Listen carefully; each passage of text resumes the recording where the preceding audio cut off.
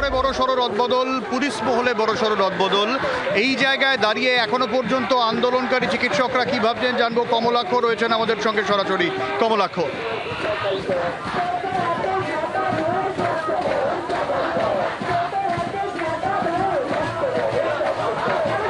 কমলাক্ষ, আন্দোলনরত চিকিৎসকরা ঠিক কি ভাবছেন?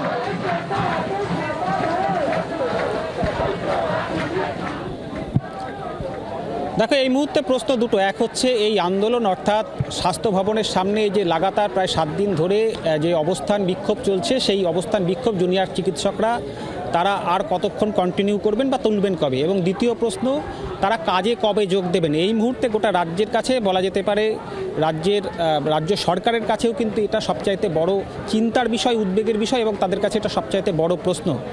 এবং এই প্রশ্নই কিন্তু আজকে প্রধান বিচারপতি সুপ্রিম কোর্টের তিনি এই আন্দোলনকারীদের যে আইনজীবী রয়েছেন ইন্দিরা জয়সিংহ, তার কাছেও করেছিলেন যে জুনিয়র চিকিৎসকরা তারা আন্দোলন তুলে তারা কখন কর্মবিরতিতে যোগ দিচ্ছেন। সেক্ষেত্রে এই আইনজীবীর উত্তর ছিল তারা জেনারেল বডির বৈঠকের পরে তারা সেই সিদ্ধান্ত নেবেন। তোমাকে আপডেট জানিয়ে রাখি যে এই মুহূর্তে বেলা 5টার পর সেই জেনারেল বডির বৈঠক, অর্থাৎ জুনিয়র চিকিৎসকরা এতদিন যে কোনো সিদ্ধান্ত নেওয়ার সময় ঠিক যেভাবে সকলে মিলে সমস্ত অর্গানাইজেশন বা বিভিন্ন মেডিকেল কলেজের যারা প্রতিনিধিরা রয়েছেন তারা একযোগে যে সিদ্ধান্ত নেন, সেই জেনারেল বডির বৈঠক শুরু হয়েছে। আমি তোমাকে দূর থেকে সেই ছবি দেখানোর চেষ্টা করছি। সেই বৈঠক তারা করছেন, বৈঠক শুরু হয়েছে। তবে এই বৈঠক কিন্তু আরও বেশ কিছুটা সময় সাপেক্ষ, অর্থাৎ এই প্রশ্নের উত্তর দেওয়া এই মুহূর্তে আগামী ঘন্টা খানেকের মধ্যে কিন্তু সেই বৈঠক শেষ হওয়ার সম্ভাবনা থাকে না। আমরা অন্যান্য দিনেও দেখেছি তারা যখন এই বৈঠক করেন তারা কিছুটা সময় নেন।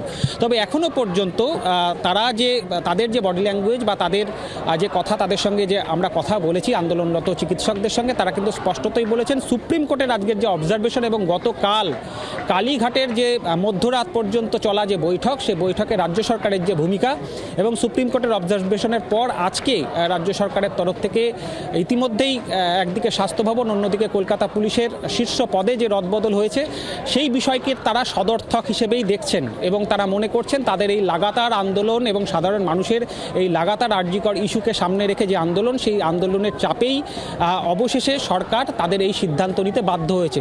এবার প্রশ্ন হচ্ছে জুনিয়র চিকিৎসকরা তারা তাদের আন্দোলন কিভাবে করবেন বা আগামী দিনে আজকের এই বৈঠকের পর থেকে তারা কর্মবিরতি তুলছেন না এবং তার পাশাপাশি তারা কাজে যোগ দেবেন কিনা সেই সিদ্ধান্তটুকুই তারা এই মুহূর্তে নিচ্ছেন। বাংলার আওয়াজ, বাঙালির আবেগ, জি 24 ঘন্টা।